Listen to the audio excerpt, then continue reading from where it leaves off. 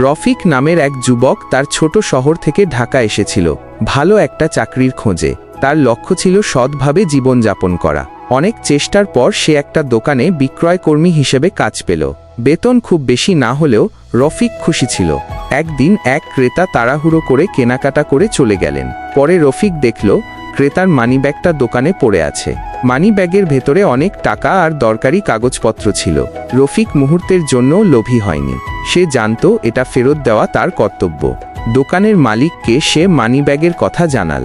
মালিক তাকে অনেক ধন্যবাদ দিলেন এবং দ্রুত ক্রেতাকে খুঁজে বের করে মানিব্যাগটি ফিরিয়ে দেওয়ার ব্যবস্থা করলেন। ক্রেতা মানিব্যাগ ফেরত পেয়ে এতটাই খুশি হলেন যে তিনি রফিকের সততায় মুগ্ধ হয়ে তাকে নিজের কোম্পানিতে আরও ভালো বেতনের একটা চাকরির প্রস্তাব দিলেন।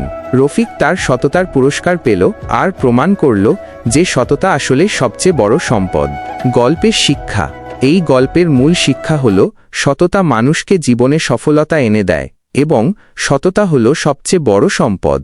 রফিকের এই গল্প থেকে আমরা শিখতে পারি যে সাময়িক লাভের জন্য অসৎ পথ বেছে না নিয়ে সৎভাবে নিজের কাজ করে গেলে তার ফল সবসময় ভালো হয়। সততা শুধু নিজের সম্মান বাড়ায় না, বরং অপ্রত্যাশিত ভালো সুযোগও নিয়ে আসে।